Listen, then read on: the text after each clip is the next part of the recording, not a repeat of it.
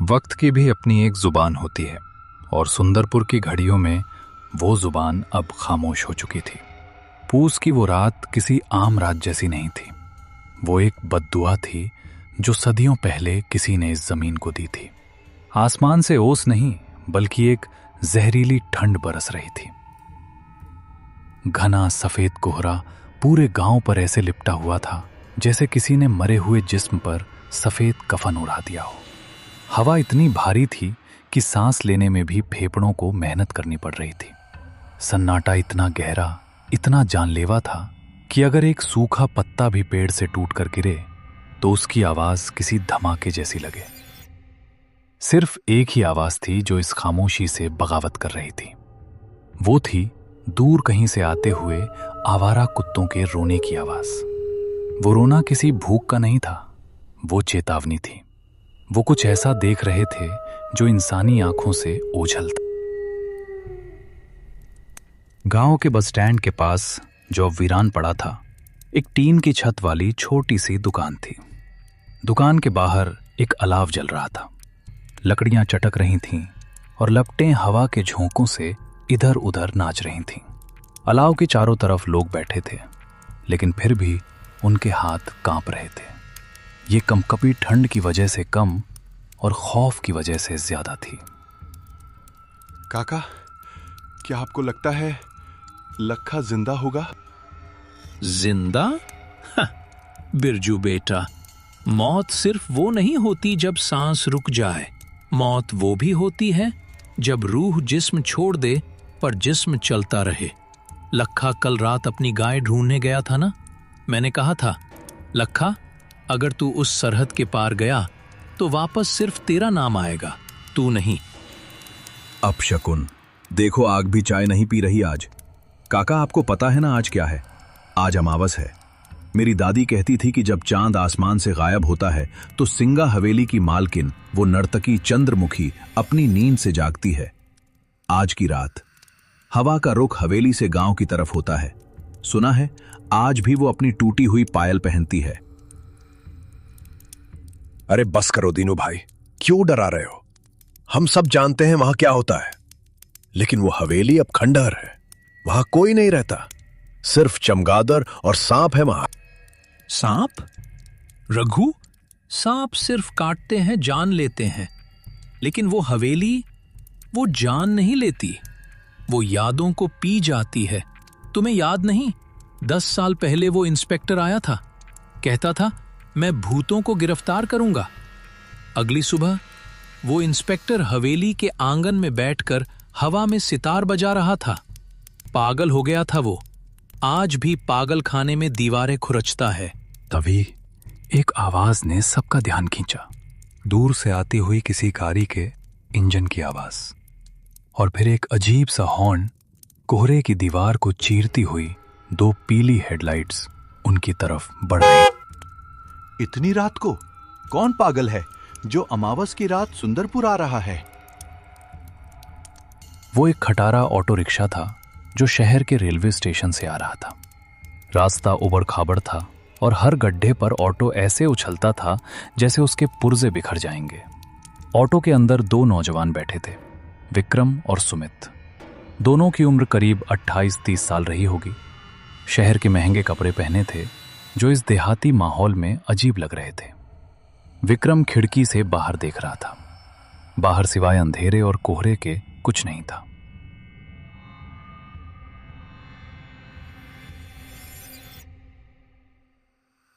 यार सुमित, मुझे अभी भी लग रहा है कि ये एक बहुत बड़ी गलती है।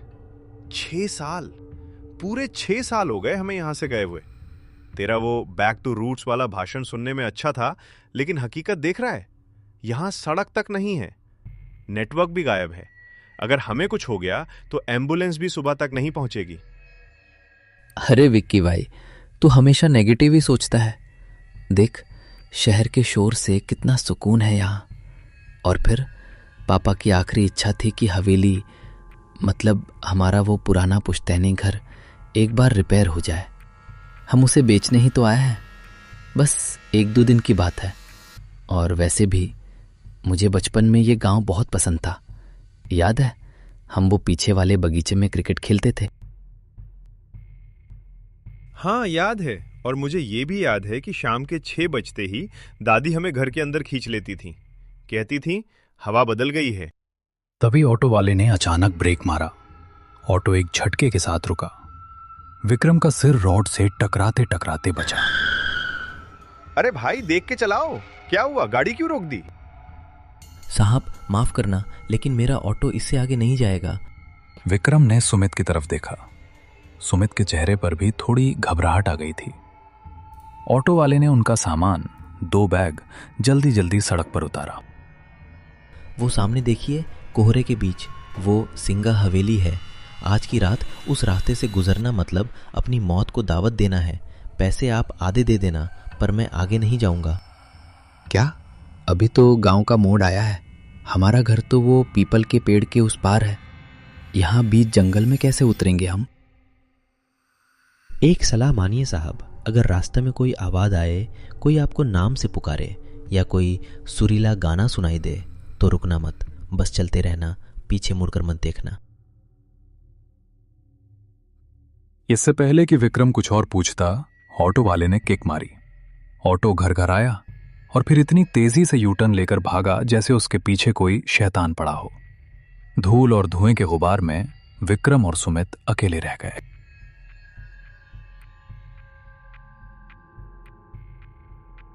अब सिर्फ उनके कदमों की आवाज थी। दोनों दोस्त अपने अपने बैग टांगे आगे बढ़ रहे थे।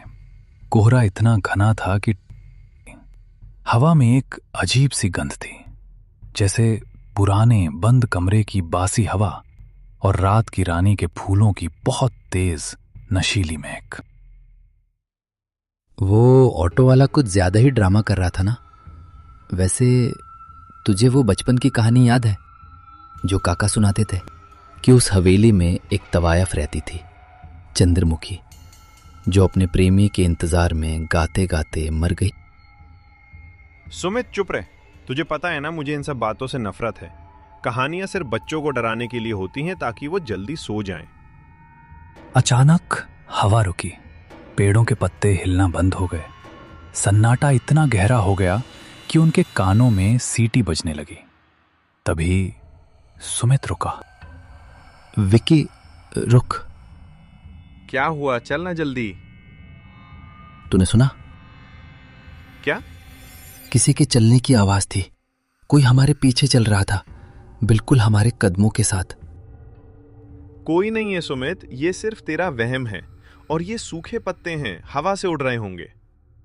नहीं यार, मुझे लगा जैसे किसी ने मेरा नाम फुसफुसाया, सुमित।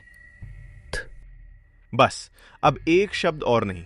तूने हॉरर फिल्में ज्यादा देख ली हैं। देख, सामने गेट दिख रहा है, हम घर पहुंच गए। सामने अंधेरे में लिपटा हुआ उनका पुश्तैनी घर खड़ा था। यह घर कभी आलीशान रहा होगा, लेकिन आज ये किसी बूढ़े बीमार जानवर जैसा लग रहा था। दीवारों का प्लास्टर उखड़ चुका था, लोहे के गेट पर जंग की मोटी परत थी, और घर के ठीक पीछे लगभग 200 मीटर की दूरी पर जंगल के बीचों बीच सिंगा हवेली का काला साया खड़ा था। हवेली की खिड़कियां टूटी हुई थीं, जो अंधेरे में किसी खोपड़ी की खाली आंखों जैसी लग रही थीं। जैसे ही उन्होंने गेट खोला, एक लालटेन की रोशनी उनकी तरफ पड़ी।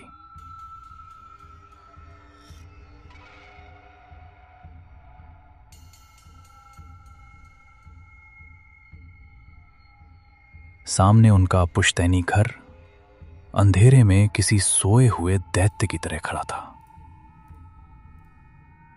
बरामदे में एक लालटेन टंगी थी, जिसकी लौ हवा से जूझ रही थी। उसकी मध्यम रोशनी में एक साया हिला। कौन है वहां? मेरे पास लाठी है, चले जाओ यहां से। काका शांत हो जाइए, मैं हूं विक्रम, और ये सुमित है। छोटी मालिक, विक्रम बेटा, हे भगवान। हरिया काका, जो विक्रम को बचपन में अपने कंधों पर घुमाया करते थे, आज उन्हें पहचान नहीं पाए। उनकी उम्र 60 के पार थी, लेकिन आज रात वो 80 साल के लग रहे थे। चेहरे पर झुर्रियां गहरी थीं और आंखों में ऐसा डर था जो सिर्फ मौत को करीब से देखने पर आता है। तुम लोग इतनी रात को? मैंने खत में साफ साफ लिखा था सूरज ढलने से पहले आ जाना। तुम लोगों को अंदाजा भी है कि तुम किस वक्त इस घर की दहलीज पर खड़े हो? अरे काका रिलैक्स कीजिए, ट्रेन लेट थी, फिर ऑटो वाले ने नखरे किए, अब हम आ गए हैं ना। चलिए अंदर चलिए, बाहर बहुत ठंड है। ठंड नहीं है सुमित, ये उसकी सांसें हैं। जल्दी जल्दी अंदर चलो और खबरदार पीछे मुड़कर मत देखना, चाहे कोई भी आवाज आए।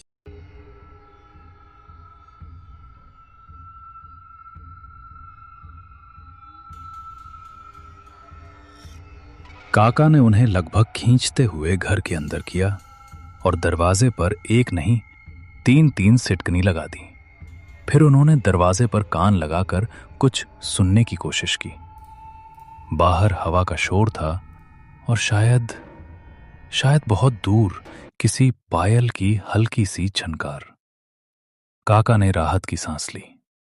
घर के अंदर की हवा बाहर से भी ज्यादा भारी थी। हॉल में अंधेरा था।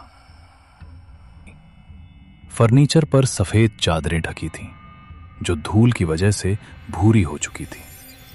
कोनों में मकड़ी के जाले ऐसे लटक रहे थे जैसे किसी ने पुराने धागे छोड़ दिए हों। उफ, काका, यहां तो सांस लेना भी मुश्किल है। आपने सफाई नहीं करवाई? मालिक, मैं दिन के उजाले में ही आता हूं। इस घर में रात गुजारने की हिम्मत अब मुझ में नहीं रही। क्यों काका? ये घर तो हमें बचपन में बहुत पसंद था। याद है विक्की, हम छुपम छुपाई खेलते थे। काका, वो हमारा पीछे वाला कमरा, ब्लू रूम, वो तैयार है ना? हम वहीं सोएंगे। वहां से पूरा जंगल और हवेली दिखती है। नहीं, खबरदार जो उस तरफ कदम भी बढ़ाया। वो कमरा अब वो कमरा नहीं रहा, वो रास्ता बन चुका है। मैंने उस कमरे के दरवाजे पर ताला जड़ दिया है। काका, आप होश में तो हैं? वो सिर्फ एक कमरा है। उसकी खिड़की से व्यू अच्छा आता है, इसलिए सुमित वहां जाना चाहता है। खिड़की दोनों तरफ से खुलती है बेटा, तुम बाहर का नजारा देखोगे। लेकिन अगर उसने तुम्हें देख लिया तो क्या होगा? पिछले महीने रामू का जवान बेटा सिर्फ कौतूहल में उस खिड़की के पास खड़ा था। उसने वो धुन सुन ली। अगले दिन उसकी लाश उसी कमरे में मिली। उसका मुंह खुला हुआ था और उसकी आंखों में सफेद पत्थर जैसी चमक थी। काका की बात सुनकर हॉल में एक भारी खामोशी छा गई। सुमित की नजर अनजाने में हॉल के उस कोने में चली गई जहां अंधेरे में वो वर्जित दरवाजे पर एक बड़ा जंग लगा ताला लटका हुआ था। क्या इस घर में कोई बिल्ली है? मुझे लगा जैसे किसी के नाखूनों से लकड़ी खुरचने की आवाज आ रही है उस बंद कमरे की तरफ से। विक्रम, तूने काका की बातें दिल पे ले ली हैं। ये पुराना घर है, लकड़ियां चटकती हैं, चूहे होंगे। खाना खा और सो जा। सुबह होते ही हम इंजीनियर को बुलाकर काम शुरू करेंगे और शाम तक वापस शहर निकल जाएंगे। हाँ बेटा, सो जाओ। मैंने तुम दोनों का बिस्तर यहीं हॉल में लगाया है। मैं बरामदे वाले कमरे में सोऊंगा। और सुनो, अगर रात को प्यास लगे तो मटका यहीं पास में रखा है। उस तरफ मत जाना। चाहे कोई रोए चाहे कोई गाए, हिलना मत। विक्रम, सुमित प्लीज सो जा, अब सुबह बात करेंगे।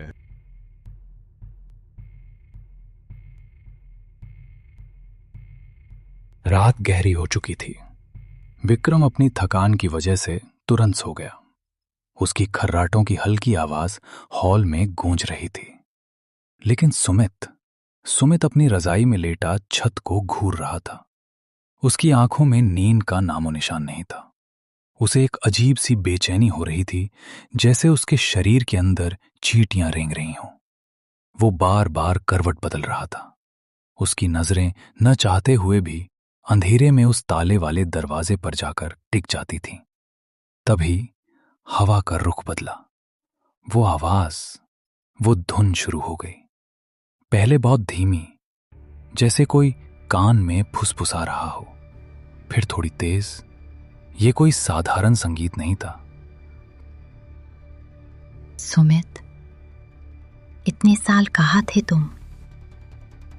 मेरी धुन अधूरी है, आओ इसे पूरा कर दो।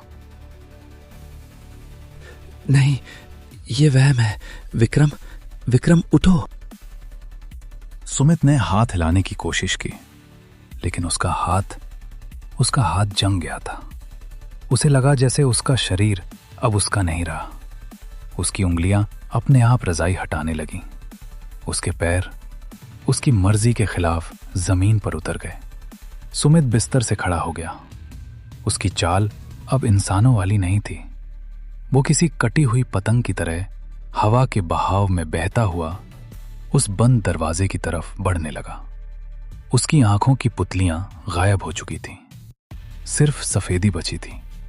उसके चेहरे पर एक अजीब सी शांति भरी मुस्कान थी। वो दरवाजे के पास पहुंचा। उसने अपना हाथ उस जंग लगे ताले पर रखा। ताला, जो लोहे का था, सुमित के छूते ही बर्फ जैसा ठंडा हो गया। बिना चाबी के सिर्फ छूने भर से ताला खुल गया। जंजीरें जमीन पर गिर गईं। आवाज से विक्रम की नींद में खलल पड़ा। उसने करवट बदली। सुमित, रात के करीब 2 बज रहे थे। हॉल में अचानक तापमान गिर गया था।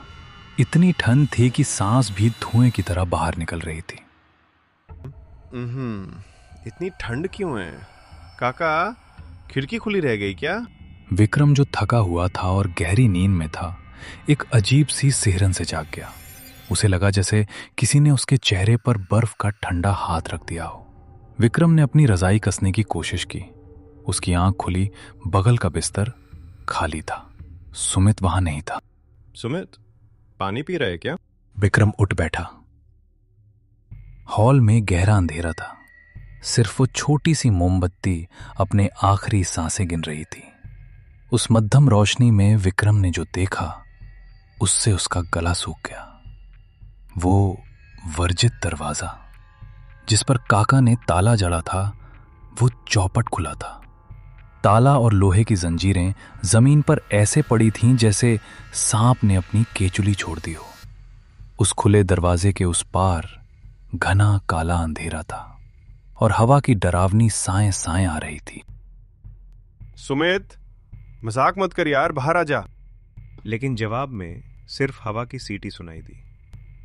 रोशनी की एक पतली लकीर उस खुले कमरे के अंदर गई। कमरा खाली था। विक्रम दौड़कर खिड़की के पास गया। उसने बाहर झांका। बाहर कोहरे की एक मोटी चादर थी, लेकिन उस सफेदी के बीच उसे एक धुंधली सी परछाई दिखाई दी। कोई था जो घर से दूर जंगल के रास्ते उस पुरानी सिंगा हवेली की तरफ बढ़ रहा था।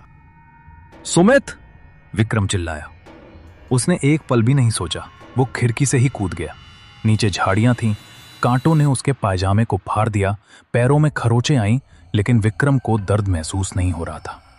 उसके दिमाग में बस एक ही चीज थी, अपने दोस्त को रोकना। कोहरा इतना घना था कि 10 कदम आगे देख पाना भी मुश्किल था। विक्रम सुमित के पैरों के निशान ढूंढ रहा था। गीली मिट्टी पर नंगे पैरों के निशान थे, लेकिन सुमित, या वो चीज जो सुमित के शरीर में थी, वो रुक नहीं रही थी। सुमित की चाल अजीब थी। वो चल नहीं रहा था, वो जैसे हवा में तैर रहा था। उसके हाथ शरीर के बगल में बेजान लटके थे और सिर एक तरफ झुका हुआ था। जंगल विक्रम को रोकने की कोशिश कर रहा था। विक्रम का दिल जोर जोर से धड़क रहा था। तभी उसकी टॉर्च की रोशनी सामने पड़ी।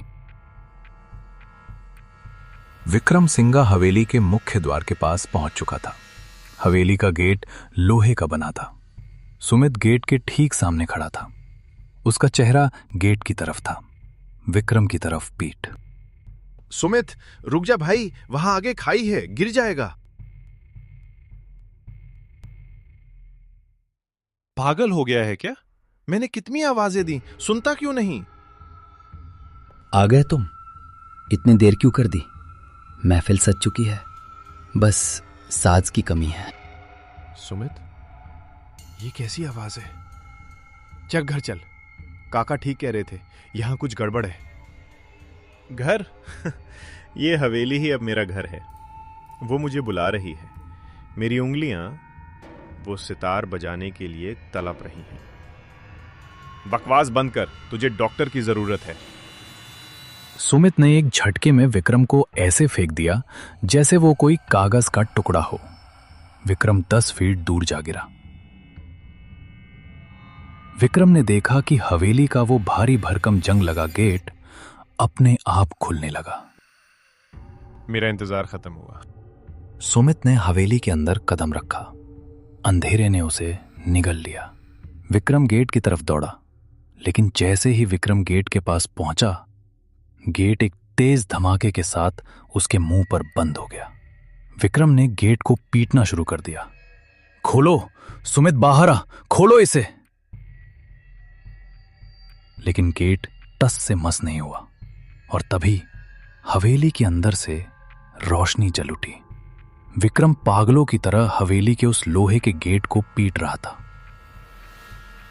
अंदर सुमित गायब हो चुका था और बाहर विक्रम अपनी सांसों से लड़ रहा था। हवेली के अंदर से अब वो धुंध इतनी तेज हो चुकी थी कि जमीन भी कांप रही। सुमित, बाहर आ। भगवान के लिए दरवाजा खोलो, कोई है? खोलो इसे। तभी बिजली कड़की। विक्रम ने देखा कि हवेली की बाईं तरफ एक पुरानी खिड़की की जाली टूटी हुई थी। वो जमीन से थोड़ी ऊंचाई पर थी और उसके नीचे एक सूखे पेड़ की डाल लटक रही थी। विक्रम दौड़ा। उसने पेड़ की खुरदरी छाल को पकड़ा और ऊपर चढ़ने लगा। अंदर से सड़े हुए फूलों और पुराने इत्र की इतनी तेज बदबू आई कि विक्रम का सिर चकरा गया और अंधेरे में अंदर कूद गया। विक्रम अब हवेली के अंदर था। बाहर की ठंड यहां गायब थी। यहां एक अजीब सी चिपचिपी गर्मी थी। दीवारों पर बड़े बड़े तैल चित्र टंगे थे, लेकिन उन चित्रों के चेहरे खुरच दिए हुए थे। विक्रम रोशनी की तरफ बढ़ा जो मुख्य हॉल से आ रही थी। जैसे ही वो हॉल के दरवाजे पर पहुंचा, उसके पैरों तले जमीन खिसक गई। फर्श पर बेशकीमती कश्मीरी कालीन बिछा था और वहां महफिल सजी थी। हॉल के किनारों पर लोग बैठे थे। वो बिल्कुल शांत थे। उनमें से एक को विक्रम ने पहचान लिया। वो रघु था, गांव का वो लड़का जो पिछले हफ्ते गायब हुआ था। रघु, तुम यहां हो? चलो भागो यहां से। रघु का चेहरा इंसान का नहीं था। उसकी त्वचा स्लेटी रंग की हो चुकी थी। उसकी आंखें पथरा गई थीं। वो पत्थर की मूर्ति बन चुका था। विक्रम दौड़कर रघु के पास गया। विक्रम ने पीछे देखा। बाकी लोग भी, सब के सब पत्थर बन चुके थे। ये वो बदकिस्मत लोग थे जिन्होंने वो धुन सुनी थी। हवेली ने उन्हें मारा नहीं था, उन्हें अपना दर्शक बना लिया था, हमेशा के लिए। तभी विक्रम की नजर हॉल के बीचों बीच गई। वहां हवा में जमीन से 5 फीट ऊपर एक लाल रंग का सितार तैर रहा था। उस सितार के तार अपने आप हिल रहे थे। कोई अदृश्य उंगलियां उसे बजा रही थी और उस सितार के ठीक नीचे सुमित खड़ा था। सुमित का शरीर हवा में थोड़ा ऊपर उठ रहा था। उसका हाथ धीरे धीरे उस सितार की तरफ बढ़ रहा था। जैसे ही वो उसे छुएगा, उसका भी वही हाल होगा जो रघु का हुआ। कितनी सुंदर है ये। मेरे हाथ मेरे हाथ इसे छूना चाहते हैं। सुमित नहीं, पीछे हट, वो साज नहीं, वो मौत है। विक्रम सुमित की तरफ दौड़ा, लेकिन जैसे ही उसने हॉल के बीच वाले हिस्से में कदम रखा, एक अदृश्य दीवार ने उसे टक्कर मारी। विक्रम गिर पड़ा। हवा में एक गूंजती हुई क्रोधित औरत की आवाज आई। खामोश, मेरी महफिल में शोर मचाने की जरूरत कैसे हुई? ये मेरा नया साजिंदा है। बरसों पहले उन्होंने मेरे हाथ काट दिए थे ताकि मैं बजा न सकूं। कहा था तेरी कला सिर्फ हमारे लिए है। जब उन्होंने मुझे मारा तो मैंने कसम खाई थी, अब मैं खुद नहीं बजाती, मैं दूसरों के हाथों से बजाती हूं। और जब वो बजाकर थक जाते हैं तो मैं उन्हें अपनी कला बना लेती हूं, पत्थर की मूरत। नहीं, मैं सुमित को पत्थर नहीं बनने दूंगा। मुझे इस आवाज को रोकना होगा, मुझे इस साज को तोड़ना होगा। विक्रम ने इधर उधर देखा। हॉल की छत बहुत ऊंची थी और ठीक उस तैरते हुए सितार के ऊपर एक विशाल लोहे का झूमर लटक रहा था। उसकी रस्सी पुरानी थी और दीवार के कोने में एक खूंटी से बंधी थी। वक्त बहुत कम था। सुमित, मैं तुझे कुछ नहीं होने दूंगा। विक्रम ने इधर उधर देखा। हॉल की छत बहुत ऊंची थी और ठीक उस तैरते हुए सितार के ऊपर एक विशाल लोहे का झूमर लटक रहा था। उसकी रस्सी पुरानी थी और दीवार के कोने में एक खूंटी से बंधी थी। वक्त बहुत कम था। विक्रम ने पास पड़ी एक पीतल की भारी मूर्ति उठाई। उसके हाथ कांप रहे थे। निशाना चूकने का मतलब था सुमित की मौत। विक्रम ने पूरी ताकत से एक भाले की तरह वो पीतल की मूर्ति उस रस्सी पर दे मारी। निशाना अचूक था। बरसों पुरानी वो रस्सी टूट गई। हजारों किलो वजनी वो लोहे का झूमर गुरुत्वाकर्षण की रफ्तार से नीचे आया। जैसे ही सितार टूटा, वो सुरीली धुन एक भयानक चीख में बदल गई। हॉल में तूफान आ गया। वो अदृश्य साया जो अब तक हावी था, धुएं की तरह बिखरने लगा। मेरा साज, मेरा इंतजार, नहीं। हवेली कांपने लगी। छत से धूल और पत्थर गिरने लगे। सुमित जो हवा में था, एक बेजान कठपुतली की तरह जमीन पर गिर पड़ा। सुमित, उठ भाई, भागना होगा, ये जगह गिर रही है। सुमित बेहोश था। उसको होश आया और वो हवेली से बाहर की ओर भागे।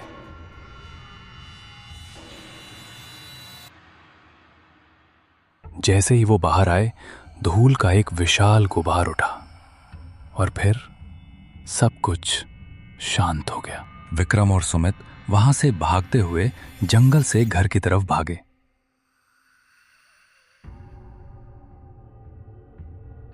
लेकिन वो अब बहुत डर में, जिसकी वजह से वो कुछ समझ नहीं पाया और वहीं बैठ गया। और उन्हें पता नहीं चला सुबह हो गई। विक्की, हम कहाँ हैं? मेरे सिर में दर्द हो रहा है और वो गाना बंद क्यों हो गया? गाना खत्म हो गया भाई, साज टूट गया, महफिल उठ गई। सुमित, आज हमने सिर्फ अपनी जान नहीं बचाई, तुमने इस गांव को एक सदियों पुराने श्राप से आजाद कर दिया। शायद उन्हें भी मुक्ति मिल गई। गांव में आज भी वो कहानी सुनाई जाती है। कहते हैं अमावस की रात को अब वहां से रोने की आवाज नहीं आती। लेकिन अगर आप उस मलबे के पास जाकर दिल लगाकर सुने तो हवाओं में एक हल्की सी धन्यवाद की फुसफुसाहट सुनाई देती है। क्योंकि हर अधूरी धुन का मकसद डराना नहीं होता। कुछ धुनें सिर्फ पूरा होना चाहती हैं।